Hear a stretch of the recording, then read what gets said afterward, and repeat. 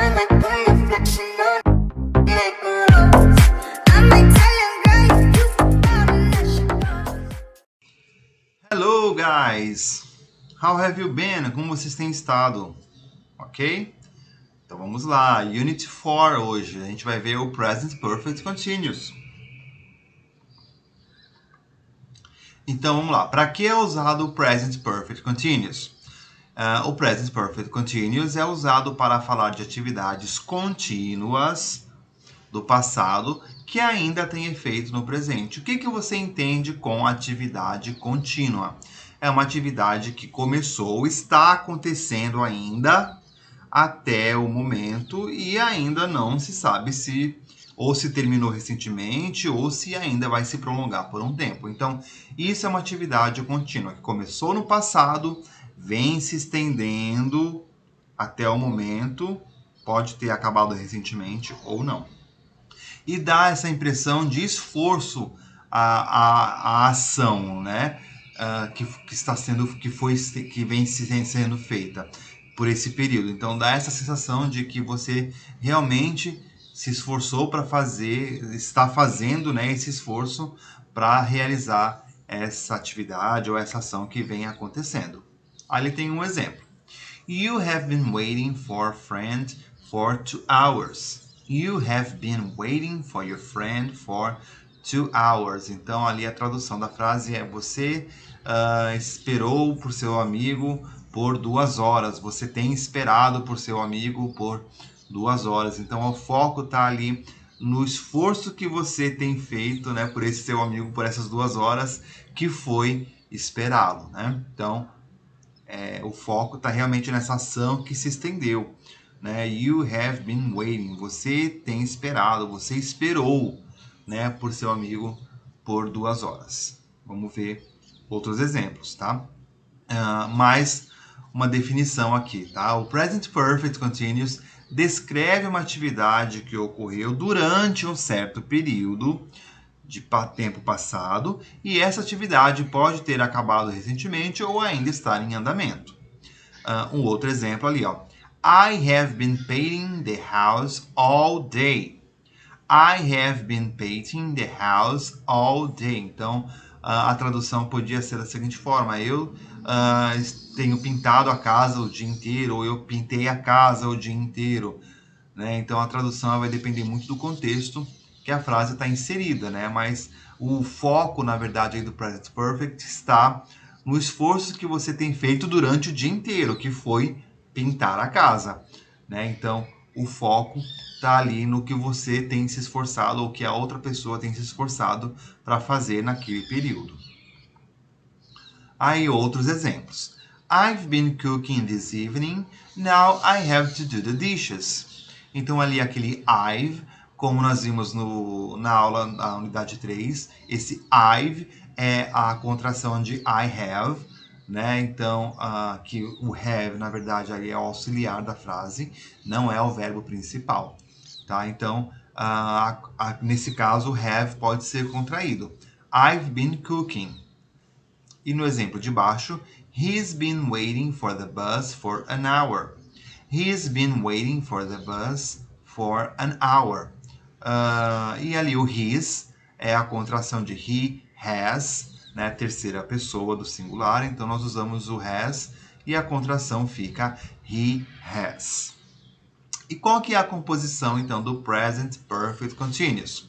Sujeito pode ser um pronome pessoal ou um pronome, um nome de alguém, tá? Então, um pronome pessoal ou o nome de alguém. Depois, o auxiliar have ou has, em caso de terceiras pessoas, he, she, it, tá? Terceira pessoa no singular. E o have para I, you, we e they. Depois, o been sempre vai aparecer, no caso do Present Perfect Continuous, sempre vai aparecer o been e não muda, independente da pessoa. Tá? Então, o been sempre vai aparecer. E também um verbo com ing, né? Que é o verbo principal da frase. Então, o verbo principal da frase tem que vir acompanhado tem que ter a terminação ing. Ok? e depois o restante da frase, né? Outros exemplos aí na negativa, na interrogativa. I haven't been playing soccer with my friends. I haven't been playing soccer with my friends.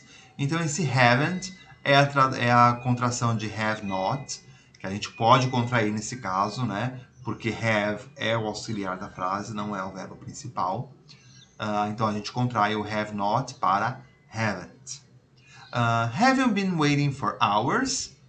Have you been waiting for hours? Então, aí o have inicia a pergunta, no caso de ser uma pergunta de resposta sim ou não. Se for alguma pergunta mais específica, né? Por exemplo, what have you been waiting for hours? Então, aí a pergunta, né? A pergunta principal, eu coloco na frente do auxiliar, né? Do caso do have. Frank hasn't been working hard. Frank hasn't been working hard. Então, esse hasn't, como é terceira pessoa, Frank é um nome masculino, né? Terceira pessoa do singular. Nós usamos o has para formar o present perfect continuous na negativa, né? O hasn't, que é a contração de has not. E no caso da interrogativa, a mesma coisa, a gente coloca o has para o início da frase, da interrogação. Has Mary been practicing English? Has Mary been practicing English? Aí agora outros exemplos. Vamos imaginar que você não vê o seu amigo por um período de tempo. Você viu há um tempo atrás e passou um tempo, né? E você reencontrou esse seu amigo e você quer saber o que ele fez nesse período de tempo, né? Da última vez que vocês se viram até esse novo momento. Então, aí nós usamos o present perfect. What have you been doing? What have you been doing? Então, aí você quer saber o que aconteceu nesse espaço de tempo. I have been working out. I have been working out. I have been cooking dinner. It will be ready soon. I have been cooking dinner. It will be ready soon. Vicky has been running today. She's tired now. Vicky has been running today. She is tired now. E qual que é a diferença do present perfect para o present perfect continuous? Então, o present perfect ele vai focar na maioria nas vezes que uma determinada ação se repete. Por exemplo, vamos imaginar que eu sou um professor, um escritor.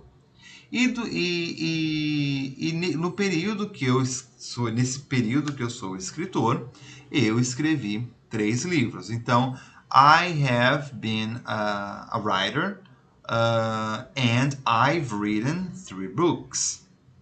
Então, I've written 3 books. Então, aí eu estou focando na quantidade de vezes que eu escrevi, né? Eu escrevi 3 livros. I've written 3 books. Já o present perfect continuous vai dar ênfase ao tempo que eu sou, ao tempo que eu me esforcei, que eu tenho me esforçado para fazer a ação ou a atividade, né? Como eu falei. I have been writing for 10 years.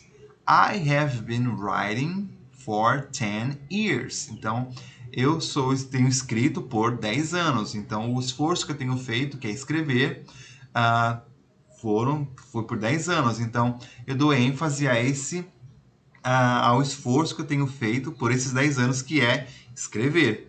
I've been writing for 10 years. Aí tem uma observação, né, que nem todos os verbos podem receber a terminação ing. Acho que nós falamos já sobre isso quando nós vimos o present perfect, né, simples. Já foi falado isso, mas aqui então tem só um lembrete. Então vamos lá. São, em geral, os verbos que indicam posse, percepção de sentidos, estado mental, estado emocional, entre outros. E esses verbos são conhecidos como non-progressive verbs. São eles: believe, belong, doubt, feel, forget, hate, have, hear, imagine, know, like, love, mean, mind, need, prefer, recognize, remember, see, smell, suppose, taste, think, no caso de opinião, understand e want. Portanto, não serem usados na forma progressiva. Não podem ser usados na forma progressiva. Esses verbos não devem ser usados no present perfect continuous, bem como em nenhum outro tempo contínuo. Né? Então, não pode ter a terminação ing. Por quê? Vamos imaginar lá o verbo have. Vamos imaginar que a frase I am having a car, estou tendo um carro, fica estranho, né? Ninguém vai estar tendo um carro, né? É esquisito e é errado, né? Então, no caso have, no caso de posse, a gente não pode colocar o ing. Mas existem algumas expressões, né? Algumas expressões idiomáticas que usam have, aí sim é usado. Por exemplo, se eu quiser falar, ela está ganhando bebê. She is having a baby. She is having a baby. Aí, nesse caso, como é uma expressão idiomática, né? Ganhar bebê. Até no inglês é to have a baby. Aí, nesse caso, é usado como ing. Tá? Mas só um exemplo aqui do have que eu dei. Aí tem aí um texto, né? Falando de como você pode ampliar aí o seu vocabulário. Tá? Aí tem algumas dicas. Vamos dar uma lida aqui. Easy ways to improve and expand your vocabulary. 7 tips for learning new words. Então aí vem uma sequência de 7 dicas, né, para você aprender novas palavras. Communicate, speak and write more clearly and consciously. Using these 7 tips for learning new words. Easy ways to improve and expand your vocabulary by Randall S. Hanson, PhD. Então esse Randall, ele é PhD, né, nesse assunto e ele vai dar aí algumas dicas de como você se comunicar, né, tanto no speaking, né, na fala, ou no writing, na escrita, né? Então aí tem formas de você melhorar e expandir o seu vocabulário. Vamos lá. This article reviews 7 easy ways to improve your vocabulary and learn new words. Read, read, and read. The more you read, especially novels, literary works, but also magazines and newspaper, the more words you'll be exposed to as you read and uncover new words. Use a combination of attempting to derive meaning from the context of the sentence, as well from looking up the definition in dictionary. Então vamos lá. Ler, ler e ler. Então quanto mais você lê, seja uma literatura, ou seja uma revista, um jornal, quanto mais você estiver exposto ao idioma, mais você vai aprender. Tá? Então, assim, quando você pegar uma palavra nova, você identificar uma palavra que você não conhece, pegue aquela palavra, recorra ao dicionário para ver a definição e forme ali outras combinações de palavras, de frases, para você aprender a usar aquela nova palavra. Keep a dictionary and a thesaurus handy. Use whatever version you prefer, print, software, or online. When you uncover a new word, look it up in the dictionary to get both its pronunciation and its meaning. Next, go to the thesaurus and find similar words and phrases, and their opposites, synonyms, antonyms, respectively, and learn the nuances among the words.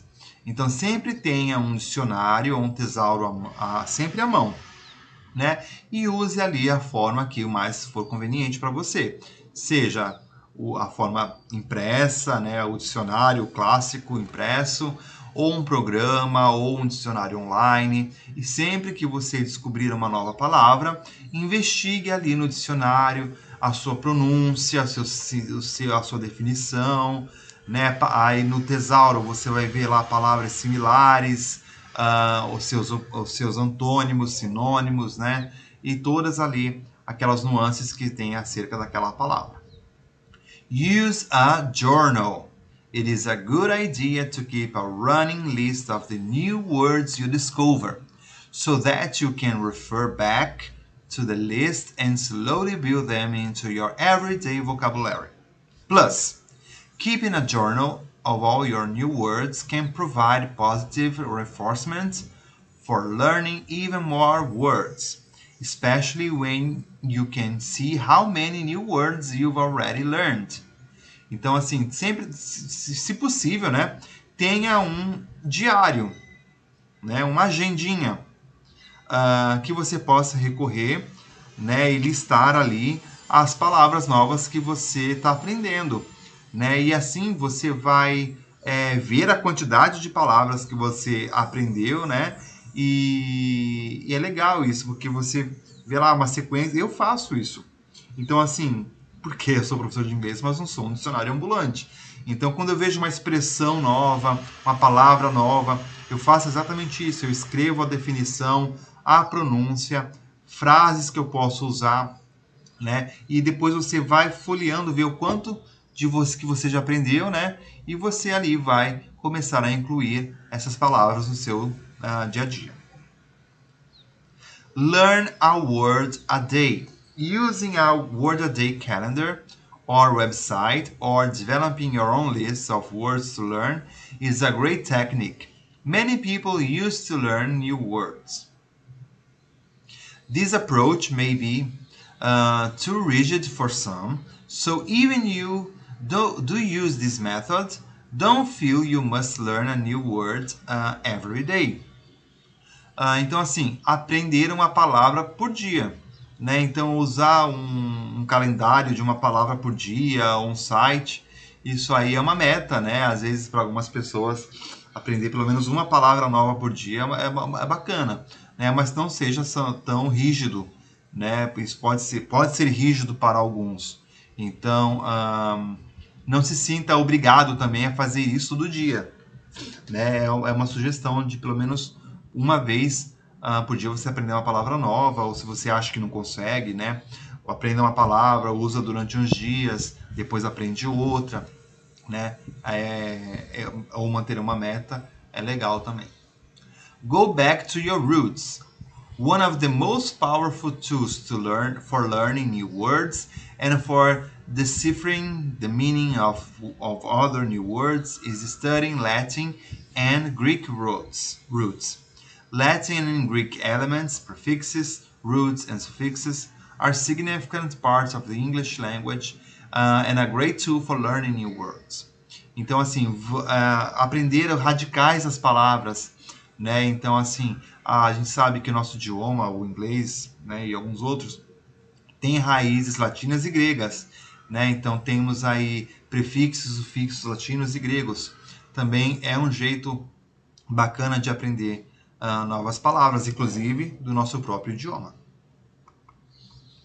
Play some games, word games that challenge you and help you discover the meaning and new words are great and fun too in your quest for expanding your vocabulary. Examples include crossword puzzles, anagrams, word jumble, scramble and boggle. Então você colocar jogos no seu dia a dia para aprender um novo idioma é bacana, né? Palavras cruzadas, aquele caça-palavras, ou desembaralhar palavras ali, né? Isso tem muito online. É bacana para também aprender novas palavras. Engage in a conversation. Simply talking with other people can help you learn and discover new words. As with reading, once you hear a new word, remember to jot it down, so that you can study later and then slowly add the new words to your vocabulary.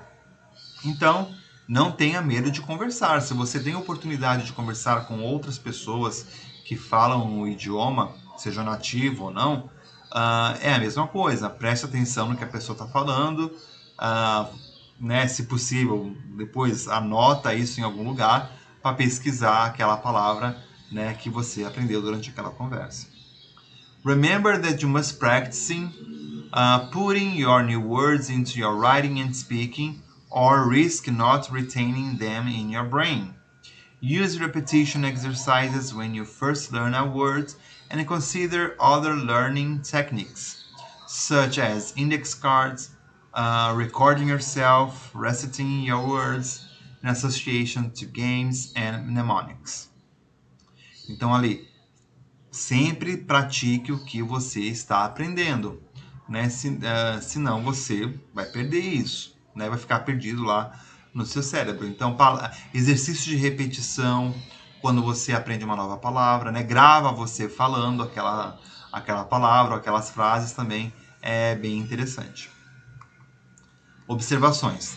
Tesaurus ou tesauro é um dicionário de ideias afins, ou seja, ele apresenta palavras com significados semelhantes dentro de um domínio específico de conhecimento e mostra a diferença mínima entre uma palavra e outra, auxiliando na escolha da palavra mais adequada em cada situação.